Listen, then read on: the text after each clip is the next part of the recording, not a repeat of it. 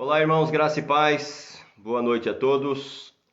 Escola Teológica Beth Shalom online aí para você. Uma alegria iniciarmos mais uma aula sobre os evangelhos, né?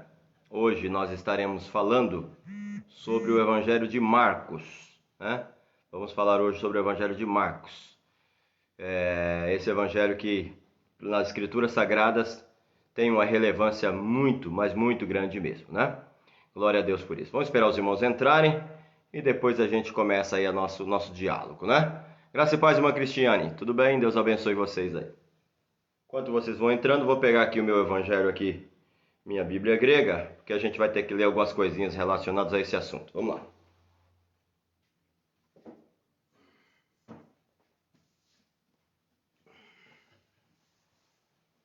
Como eu sempre peço para vocês, quem puder colocar lá o link lá no grupo, né, eu agradeço. Graça e paz, irmã Andréia, seja bem-vinda. Quem puder colocar o link no grupo, quem puder compartilhar, quem puder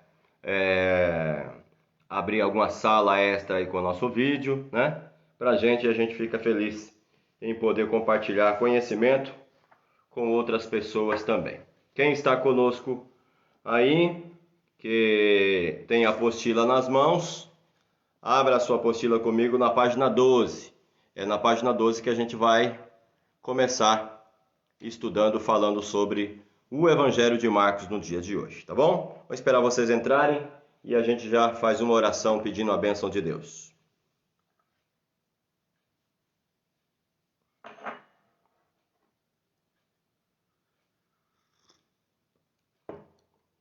Paz, irmã Karina, Deus abençoe.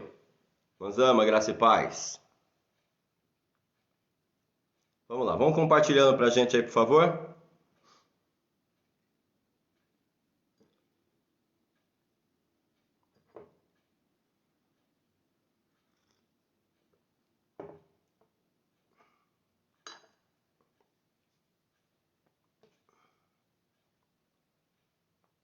Rapaz, irmã Zama, vamos orar agora e daqui a pouco, depois que orarmos, a gente já inicia já, porque nós iniciamos os 5 minutos depois do nosso proposto hoje, né? Como disse, por favor, os irmãos que puderem aí compartilhar o link, por favor, compartilhe aí no grupo para mim, compartilhe aí no Facebook também, abre uma sala, convida outras pessoas, vai ser uma alegria. Bom, Josué, graça e paz, meu amigo.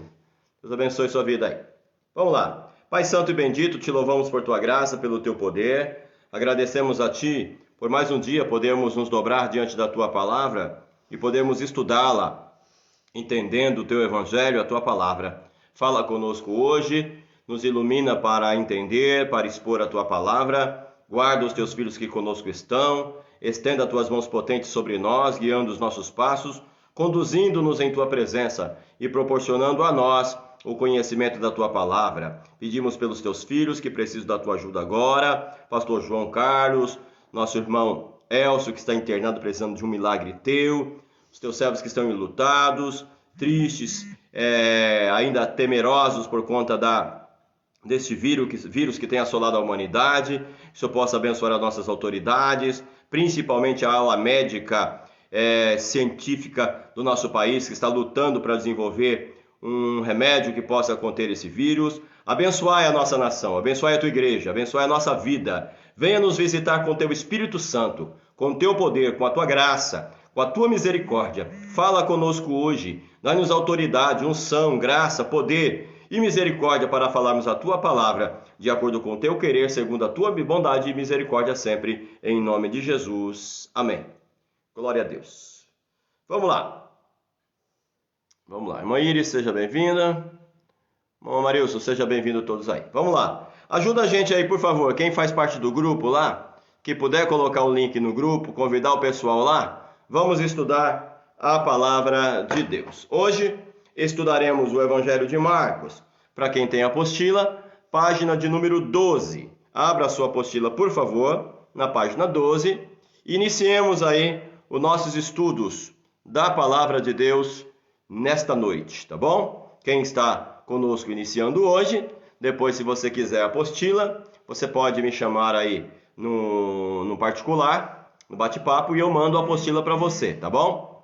Para que você possa acompanhar o curso conosco também. Estamos aí na nossa, acho que é a quinta aula hoje, né? Nós temos mais 4 aulas, né? Nós teremos a aula de hoje sobre Marcos, teremos a aula de terça-feira sobre Marcos e depois teremos 2 aulas sobre Lucas, né? Hoje nós estaremos estudando o Evangelho de Marcos. Nós não vamos estudar o Evangelho inteiro, porque é um Evangelho longo, 16 capítulos, mas a nossa proposta aqui é dar uma introdução de entendimento deste Evangelho, que é considerado pelos estudiosos como um dos evangelhos mais importantes do Novo Testamento. Obrigado, Abel. Deus abençoe aí. Um abraço a você.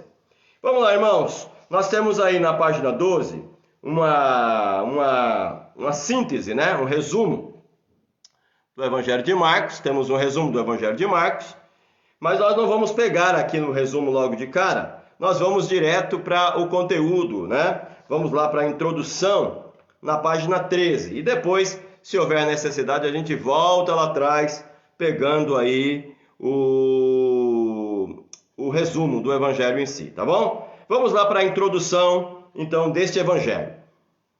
Graça e paz, William ou Gix, seja lá quem for que está aí conosco aí. Vamos lá. O Evangelho de Marcos começa dizendo aos leitores que o assunto do livro é a boa notícia a respeito de Jesus Cristo. Isto é, a boa notícia de que com a vinda de Jesus chegou o tempo em que Deus vai trazer salvação para a humanidade. Eu gostaria já, de cara, ler com vocês o capítulo 1, o versículo 1. Capítulo 1, versículo 1 do Evangelho de Marcos. Abra a sua Bíblia, pega aí o seu Evangelho aí. Vamos lá, deixa a Bíblia aberta, caderno aberto, apostila aberta. Estudemos a palavra de Deus. Vamos deixar Deus falar conosco através dessa profecia suprema que é a palavra de Deus, né? Marcos capítulo 1, versículo 1 diz assim: princípio do Evangelho de Jesus Cristo, Filho de Deus. Princípio do Evangelho. O Evangelho de quem? De Jesus Cristo, o Filho de Deus. Capítulo 1, versículo 15, diz assim, ou capítulo 1, versículo 14 e 15. Depois que João foi entregue à prisão, veio Jesus para a Galileia, pregando o evangelho do reino de Deus. Pregando o evangelho do reino de Deus. E dizendo, o tempo está cumprido, e o reino de Deus está próximo. Algumas traduções vai colocar, o reino de Deus é chegado, né? Arrependei-vos e crede no evangelho. Olha só que interessante. A base, segundo Marcos, a base para se receber o evangelho é o arrependimento. Para se receber o evangelho é necessário o arrependimento. Arrependei-vos e crede no evangelho. Aliás, melhor ainda, um dos conteúdos, uma das propostas do evangelho é o arrependimento. Veja que Marcos, ele já começa falando dessa vocação dos primeiros apóstolos, né? Já começa falando de João Batista. É um evangelho muito prático. Vocês vão perceber que o evangelho de Marcos é um evangelho muito diferente dos dois demais, que seria Mateus e Lucas. Ele é um evangelho curto, tendo comparativo em relação aos 3, né? Em relação aos 3, ele é um evangelho muito curto, tem 16 capítulos. 93% do que está no evangelho de Marcos está em Mateus e Lucas. Só 7% que não está lá, tá bom? E é interessante a gente ter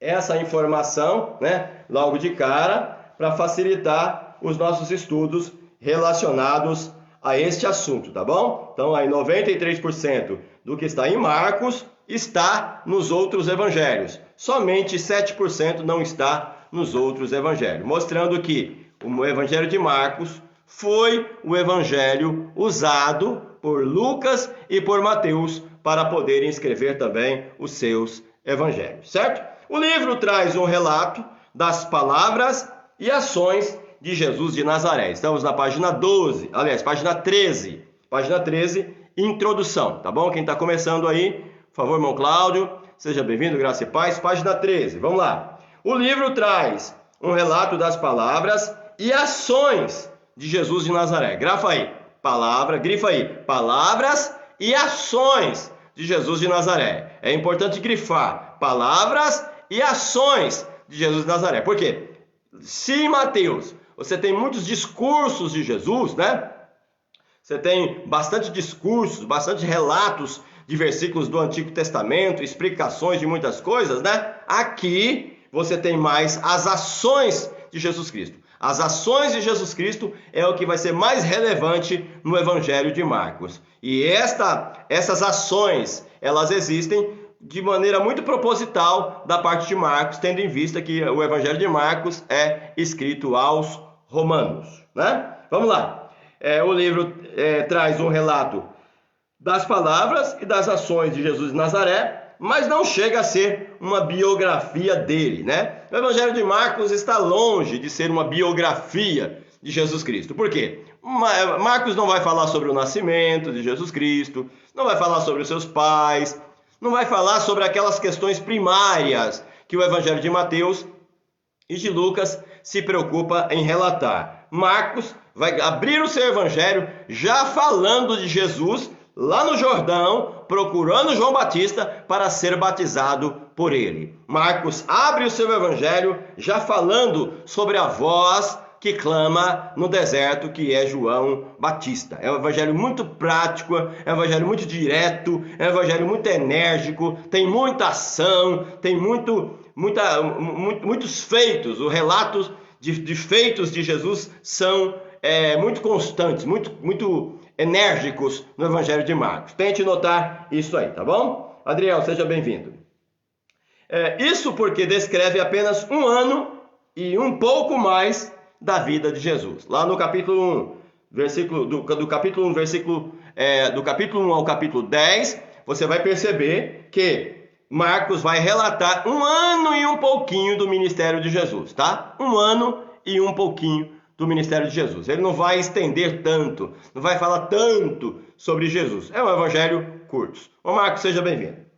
Além disso, mais de um terço do livro, mais de um terço do Evangelho de Marcos, né, trata da última semana de Jesus em Jerusalém, né?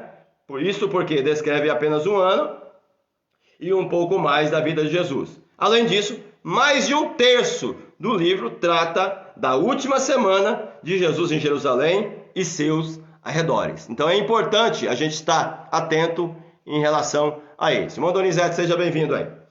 É interessante, além disso, mais de um terço do livro de Marcos trata da última semana de Jesus em Jerusalém e seus arredores, tá? Grifa isso aí na apostila. Capítulo 11 ao capítulo 15. O livro não diz nada a respeito do nascimento de Jesus e dos primeiros anos de vida de Jesus. Quando Jesus aparece no livro, ele já é um adulto maduro, né? Já é um adulto maduro e que vai a João Batista para ser batizado por ele, né? Ele quer mesmo proclamar o Evangelho. O que Marcos quer é proclamar o Evangelho. Dizer que Jesus é o Messias, o Salvador, que deu a sua vida para salvar muita gente. Marcos 10, 45. Abra a sua Bíblia aí. Marcos 10 e 45. Irmão Flávio, seja bem-vindo. Vamos lá. Marcos 10, 45. Pois o Filho do Homem não veio para ser servido, mas para servir e dar a sua vida em resgate de muitos, né? Então é interessante isso, né? O Filho do Homem não veio para ser servido, mas para servir e para dar a sua vida em resgate de muitos. Essa linguagem de Marcos, de citar Jesus como servo, o servo incansável, o servo que trabalha, o servo que está em ação constantemente, né? Isso mostra a proposta do Evangelho. Ele escreve para os romanos. E o animal que é símbolo do Evangelho de Marcos é o boi. Por que o boi? Porque o boi é um animal que trabalha muito, que tem muita força, que está em ação constantemente, arrastando arado, arrastando carroça, levando carga sobre ele. Jesus é relatado no Evangelho de Marcos como simbologicamente como um boi, aquele que trabalha, aquele que serve, aquele que está em ação, né? É interessante que você lê lá em Marcos 10, versículo 32, está escrito: estavam a caminho, subindo a Jerusalém, Jesus ia adiante deles, e eles se maravilhavam, seguiam-no atemorizados.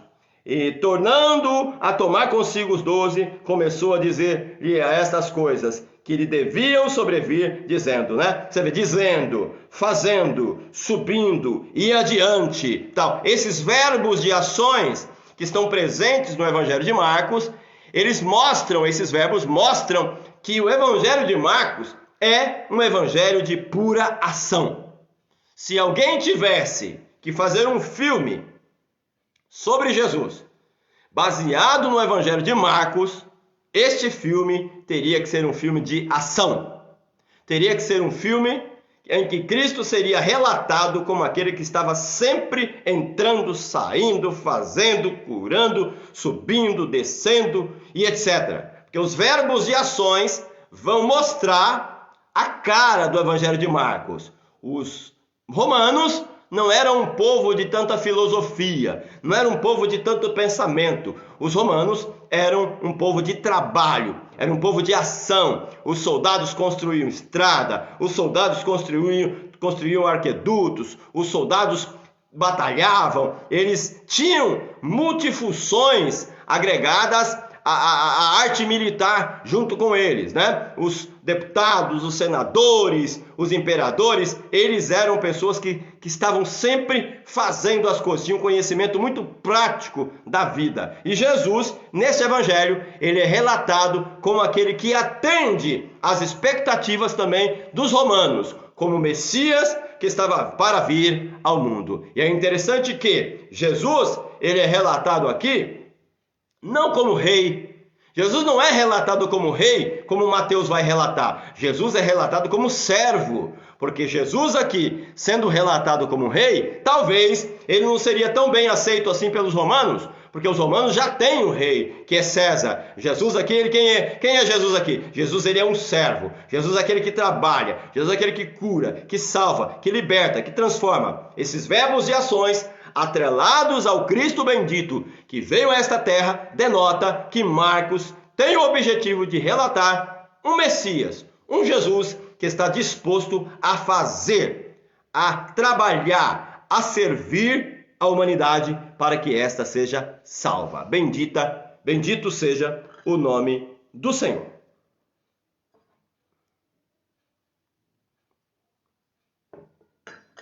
Vamos lá. Seguindo na apostila, na página 3. Quem não tiver apostila, que quiser continuar fazendo esse curso conosco, nós temos ainda 3 aulas desse curso, tá bom? Você pode me chamar no privado e eu mando a apostila para você em PDF para você poder acompanhar. Nós já estamos na página 13 dessa apostila, né? Essa apostila, ela tem 21 páginas, né? Nós já estamos na página 13. Então, se você quiser, você pode pegar as aulas que passaram, junto com a apostila, e fazer esse curso aí. Se você quiser fazer o curso de forma oficial, pagando o curso mesmo para receber um certificado, me chame no privado que eu explico tudo para você, tá bom? Vamos lá, continuando aí no entendimento deste evangelho. Vamos para o conteúdo agora do Evangelho de Marcos. Graça e paz. Irmão Júlio César, seja bem-vindo aí. Irmão Felipe, irmão Sebastião, Flávio, sejam bem-vindos aí. Como eu disse, se quiserem compartilhar o vídeo, compartilhe aí o link. Se quiserem abrir uma sala aí, abram a sala. Se quiser compartilhar isso com outras pessoas, é o conhecimento da palavra de Deus disponível ao seu alcance aí no Facebook para você nessa live, tá bom? Marcos é o mais curto dos 4 evangelhos e quase todo o seu conteúdo aparece também em aparece também em Mateus e em Lucas. Como eu disse no começo da aula, 93% de Marcos está presente em Mateus e em Lucas. 93%. Só 7% de Marcos que não aparece nem em Mateus e nem em Lucas, tá bom? Desculpa aqui, a bocejada. Entre os trechos que aparecem só em Marcos estão a parábola da semente, né? A parábola da semente lá em Marcos 4, 26 a 29, só aparece lá em Marcos. A cura do surdo e do mudo, capítulo 7, versículo 31 a 37, só aparece em Marcos. A cura do cego de Betsaida, Marcos 8, 22 a 26, só aparece em Marcos. No entanto, as histórias contadas em Marcos tendem a ter maior riqueza de detalhes e são, em muitos casos, mais longas, né, do que as mesmas histórias que estão relatadas em Mateus e em Lucas. Exemplos disso é a morte de João Batista. Você tem um relato da morte de João Batista, você vai ter o capítulo 6, versículo 14 até o 29. É muita coisa falada, muitos versículos para relatar a morte de João Batista. A cura de um menino, capítulo 9, versículo 14 a 29. É longo. E a discussão sobre o mandamento mais importante, capítulo 12, versículo 28 a 34.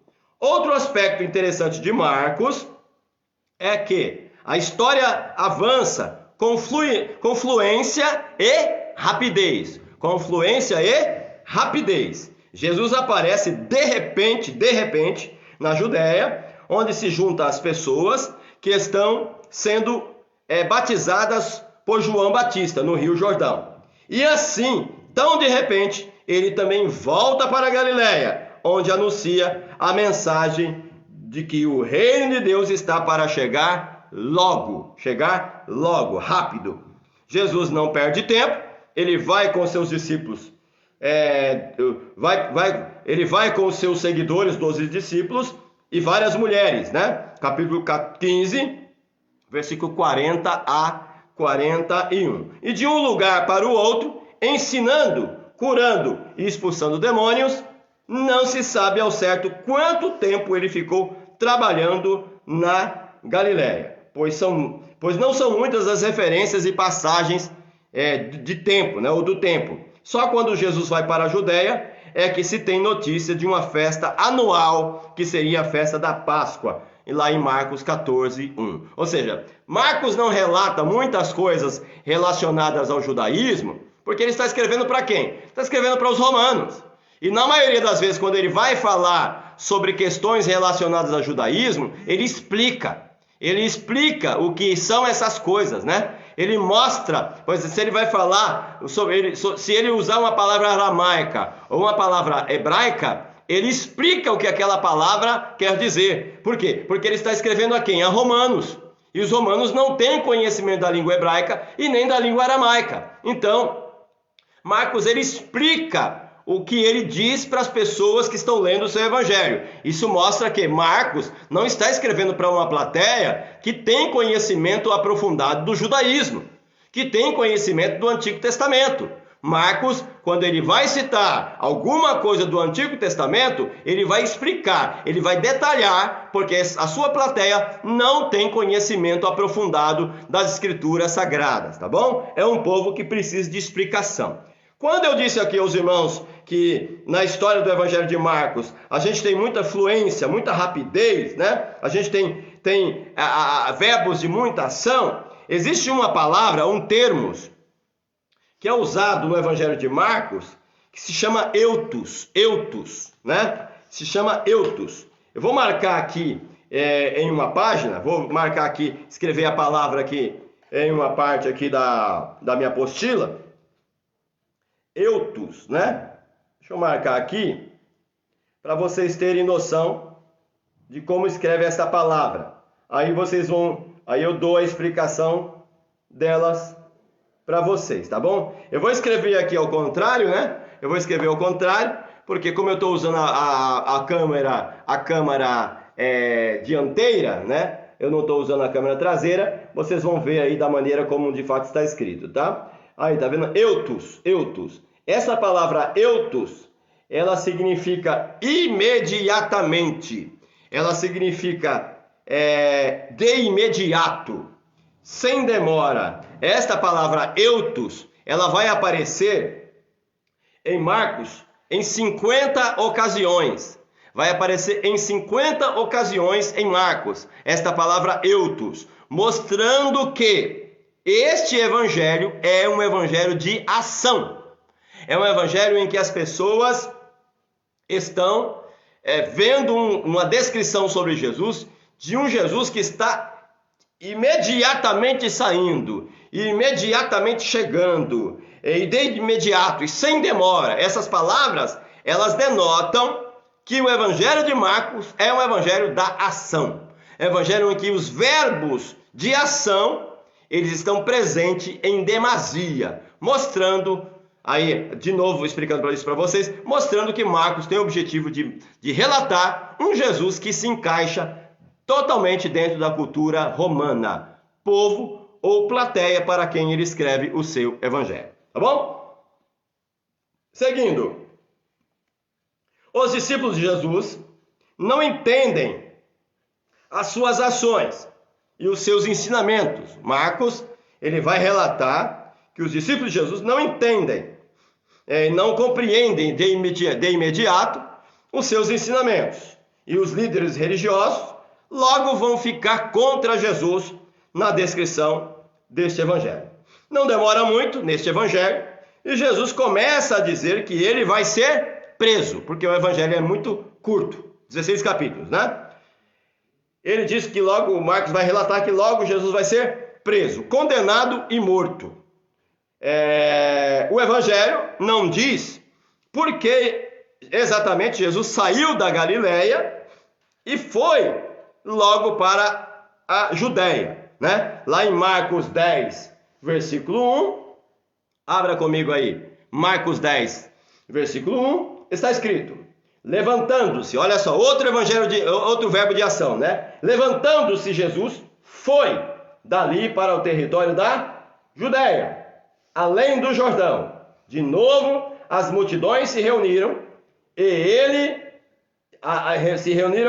e ele tornou a ensiná-las, conforme era o seu costume. Ou seja, Marcos vai relatar que Jesus foi dali logo para o território da Judéia, mas não diz o porquê. Marcos não vai detalhar o porquê Jesus sai, ou porquê Jesus entra, ou porquê que Jesus volta. Por quê? Ele somente quer relatar o que Jesus está fazendo. Ele não vai se ater a detalhes dos acontecimentos que se dão a respeito de Jesus. Por isso, nós temos um evangelho muito curto, né? Um evangelho de 16 capítulos, né? Quando você vai para Mateus, ele tem quantos capítulos? Tem 28 capítulos. Tem 12 capítulos a mais do que o evangelho de Marcos, né? Quando você vai para Lucas também é um evangelho longo, né? Que vai ter 24 capítulos, né? Vai ter 8 capítulos a mais do que Marcos, né? Mostrando que Marcos, ele tinha o objetivo de ser muito direto, de ser muito objetivo naquilo que ele queria dizer, né? Marcos não está preocupado com delongas, né? Com muitas coisinhas, com muitos salameleques, né? Marcos está preocupado em dizer logo o que Jesus estava fazendo, João Batista batizando ele, o ministério de Jesus, a sua tentação, os milagres que ele opera, Jesus expulsando o demônio e tal, morrendo e ressuscitando. Marcos, ele é um evangelho direto. E é bom que a gente tenha consciência. Não menospreze o evangelho de Marcos, tá? Não subestime o evangelho de Marcos pelo fato dele ser um evangelho curto. Marcos é, nas escrituras sagradas, um dos evangelhos mais importantes da história bíblica. Marcos não pode ser subestimado. Marcos tem que ser estudado de forma profunda, de forma respeitosa, de forma em que você possa entender o que de fato Marcos está dizendo, tá bom? Tá tudo bem aí? O sinal está bom? A imagem está boa? O áudio está bom? Me ajude aí me dando esse feedback, por favor, para que a gente possa continuar.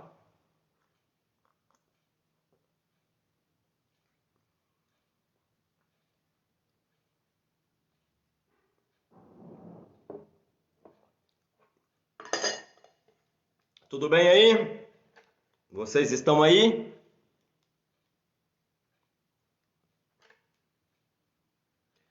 Vamos lá, enquanto vocês me dão feedback, a gente vai seguindo aqui, tá bom? Vamos lá. Também, obrigado, Karina, obrigado aí. Também, não se sabe ao certo quanto tempo ele levou para chegar a Jerusalém. Capítulo 11, versículo 11, vamos ler. 11:11 de Marcos. Jesus entrou em Jerusalém e foi ao templo. Tendo visto tudo ao redor, como fosse já tarde, saiu para Betânia com os 12. Olha só que interessante, né? Jesus entrou, Marcos relata que ele entrou e logo saiu. E logo saiu, né? Então isso mostra que Marcos não está tão preocupado em relatar detalhes a respeito de Jesus Cristo, esses detalhes de quanto tempo as coisas acontecem. A questão tempo e espaço para Marcos aí, no relato do seu evangelho, não está em questão. Ele quer ser objetivo no que ele quer dizer, tá bom? Vamos lá.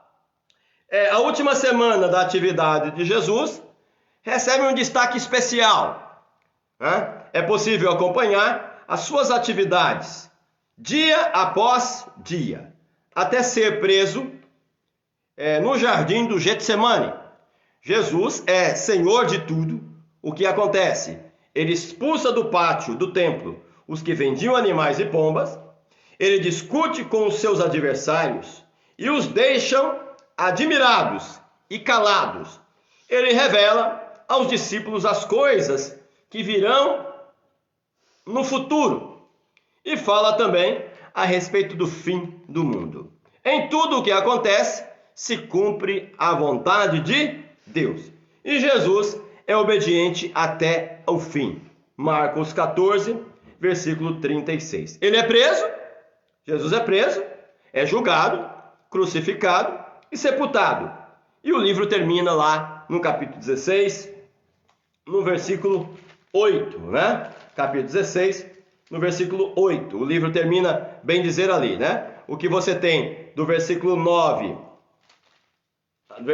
em diante, você tem aí alguns relatos de Jesus, da sua ressurreição, Jesus aparecendo e etc, né? O livro termina com o relato das 3 mulheres fugindo do túmulo, onde um anjo lhes tinha dito que Jesus tinha ressuscitado, né? É interessante, né? Quanta coisa direta que Marcos vai falar, sem muitos detalhes. Mas quem quiser pregar o evangelho de Marcos, se você quiser pregar Jesus em ação, não existe evangelho melhor do que o evangelho de Marcos, né? Lucas vai ser um evangelho que vai detalhar muita coisa, porque Lucas ele é um médico, né? E ele gosta das coisas de forma minuciosa, né? Já Mateus, ele vai trabalhar muito as profecias do Antigo Testamento. Quando Jesus está fazendo alguma coisa, quando acontece alguma coisa a respeito de Jesus, Mateus vai dizer, isso aconteceu para que se cumprisse o que fora dito pelo profeta e etc, né? É interessante que Marcos não tem essa característica. Mestre, Marcos era filho de quem? De judeu ou fariseu ou hebreu? Boa pergunta, Marilson. Marcos, ele era filho de uma mulher chamada Maria, né? Maria. O nome Marcos é o nome romano.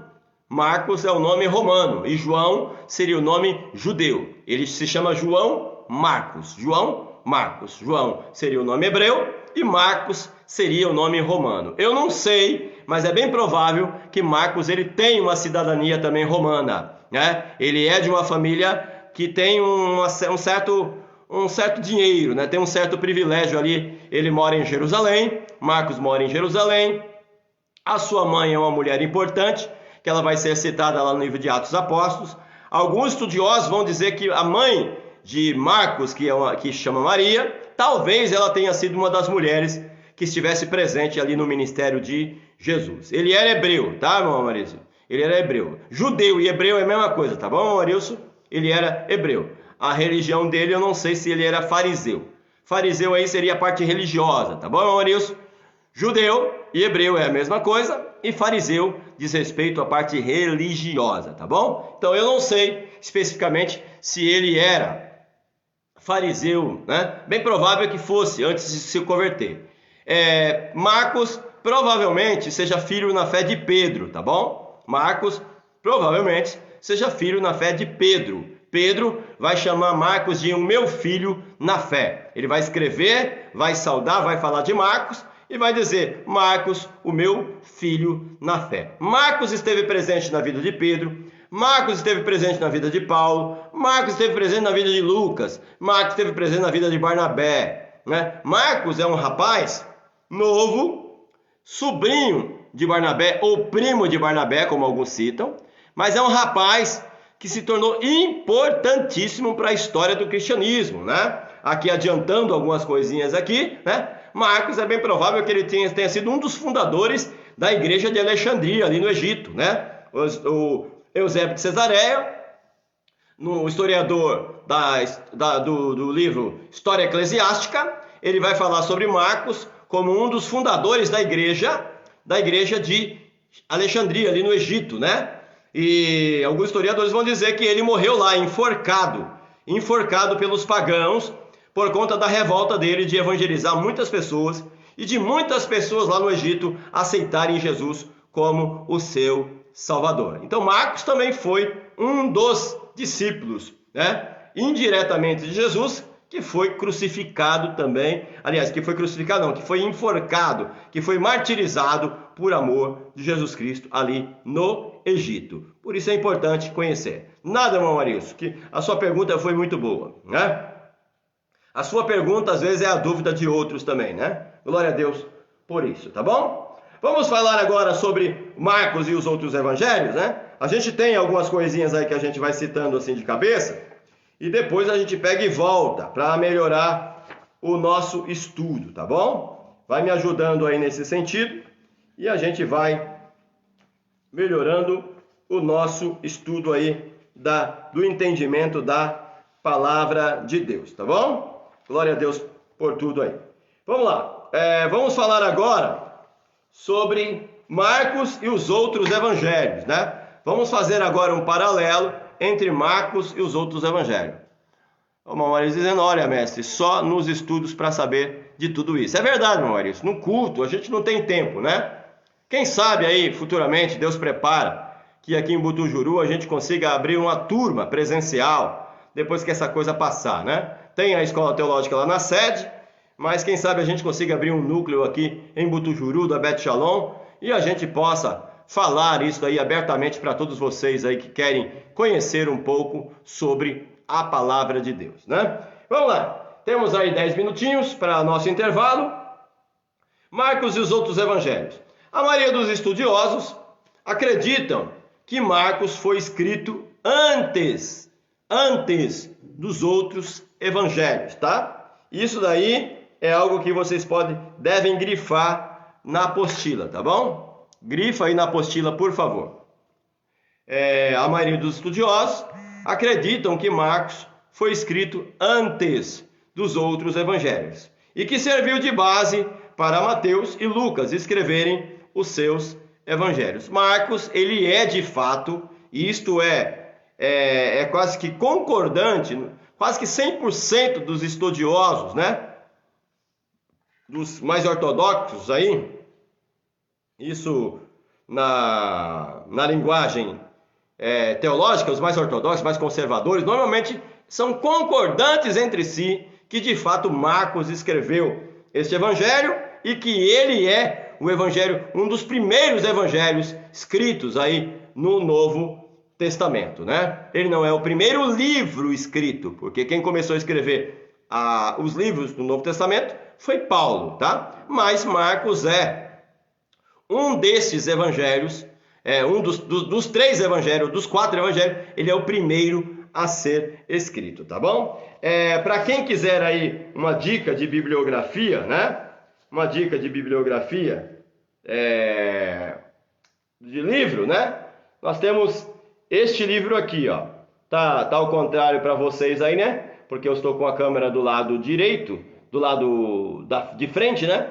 Mas esse livrinho aqui, um comentário sobre o Evangelho de Marcos, de Norman A. Shields, né? Ele é um livrinho pequeno, um livrinho fininho, mas um livro que vai dar uma boa base para vocês sobre Marcos, tá? Eu comecei a dar uma olhadinha nele hoje, eu achei muito interessante. São 136 páginas da editora PES, né?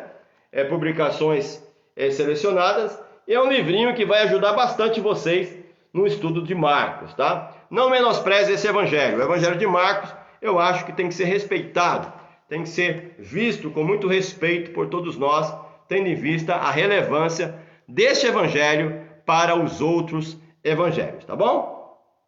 Vamos lá, página 14, quem não tiver apostila depois me chama, que eu mando a apostila para você. Ao contrário de Mateus e Lucas, Marcos dá menos atenção aos ensinamentos de Jesus e maior destaque às ações dele. Grifa essa parte aí, por favor. Marcos não vai dar muita atenção aos ensinamentos, né? Às doutrinas de Jesus. Mas Marcos vai dar mais destaque às ações, os feitos, aquilo que Jesus Cristo fez, porque é a cara do Evangelho. O Evangelho tem essa cara, porque o Evangelho foi escrito para os romanos, e os romanos é o povo da ação, é o povo que gosta de ver as coisas sendo feitas. Não é o povo da filosofia, não é o povo da reflexão, é o povo da prática, né? Da praticidade. Consta que Marcos apresenta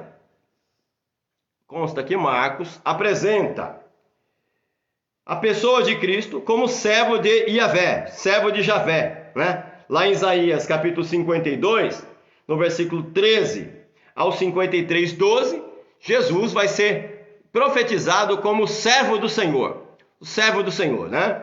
Lá em Isaías 52, 53. E Marcos vai relatar justamente isso, Jesus como servo. Marcos vai relatar Jesus como aquele que serve, aquele que veio para servir. O Filho do Homem não veio para servir, não veio para ser servido, mas sim para servir e dar a sua vida em favor de muitos, né? Está lá em Marcos 10, no versículo 45. Glória a Deus. Enquanto Mateus vai o descrever como rei, e Lucas vai descrevê-lo como o homem perfeito, né? Mateus descreve Jesus como rei, por isso o símbolo de Mateus é o leão. Marcos vai descrever Jesus como um servo, como um servo incansável, por isso a imagem seria o boi. E Lucas vai descrever Jesus como o homem perfeito, por isso Jesus é escrito para os gregos, né? E é visto como homem, como a medida de todas as coisas, é o homem perfeito, né? Diversos aspectos desse evangelho, como a ausência de uma genealogia e a predominância da ação sobre o ensino, apoiam esta descrição que eu acabei de dizer, tá bom? Se quiserem anotar, anote aí. Mateus escreveu para os judeus. Jesus é o rei, descrito como rei, e o símbolo da realeza é o leão. Marcos escreveu aos romanos, e Jesus é descrito como servo, e o símbolo é o boi. Lucas foi escrito aos gregos, e o símbolo é o homem perfeito, o homem, né? Por isso Jesus é descrito desta forma, tá bom? Então é interessante vocês anotarem essas informações. Vamos lá. O uso do título Filho do Homem ocorre 14 vezes neste evangelho. 14 vezes, Filho do Homem, né? E se interpreta na maioria dos casos, né? Na maioria dos casos, Marcos vai explicar por que ele é filho do homem, né? A gente pode ver isso lá em Marcos 8 e 31. Abra sua Bíblia aí em Marcos 8 e 31. Abra sua Bíblia. Marcos 8 e 31. Quem está chegando? Kaique, Anderson. Quem estiver chegando, pegue o Evangelho de Marcos. Vamos estudar a palavra de Deus. Marcos 8 e 31. Então começou a ensinar-lhes que importava que o Filho do Homem sofresse muitas coisas, fosse rejeitado pelos anciões, pelos príncipes, pelos principais sacerdotes, pelos escribas, fosse morto e que depois de 3 dias ressurgisse, né? Então, Marcos vai relatar, mostrar o porquê que Jesus Cristo ele é descrito aí como Filho do Homem em Marcos 8. Graça e paz, pastor Eduardo, seja bem-vindo aí, sem problema. Depois o senhor pega aí do início e o senhor pode rever o vídeo, tá bom? De acordo com esse conceito, nós estamos na página 14, pastor. O uso do título, vamos lá. Entretanto, desde o primeiro versículo do livro, Marcos identifica o humilde servo como o próprio Filho de Deus, cujo ministério é autenticado por suas obras poderosas. O livro está cheio de advérbios de ações, né? Cheio de advérbios de ações. Advérbios e verbos de ações, né? Vai estar muito presente. Mandilon, Wander, seja bem-vindo. Graça e paz. Demonstrando que Jesus, em Marcos, é descrito como o homem que age, mais do que fala. Grifa aí na sua apostila. Isso será notado nos 17 milagres, olha só, nos 17 milagres que o livro nos descreve. Olha só, um livro pequenininho como esse, de Marcos, vai descrever 17 milagres. É mais de um milagre para cada capítulo. Isso mostra que Marcos não estava de brincadeira. Ele queria falar de um Jesus que veio para servir, para fazer, para operar milagres. Graça e paz, pastor Odilon, seja bem-vindo aí. Vamos lá. Cadê? Isso será notado nos 17 milagres, grifa na sua apostila, que o livro nos descreve. Número considerável, se levarmos em conta a extensão do livro, que é 16 capítulos. Esta ação de Cristo, no Evangelho de Marcos, é tomada para trazer o boi como símbolo desse livro. Já falei. Animal forte e útil para o serviço pesado, na cultura romana, né? Temos teólogos que vão interpretar esta ação constante descrita neste evangelho com um estilo adotado pelo escritor propositalmente, porque foi destinado aos crentes da comunidade de Roma, né? Por isso ele é descrito de maneira tão veloz assim.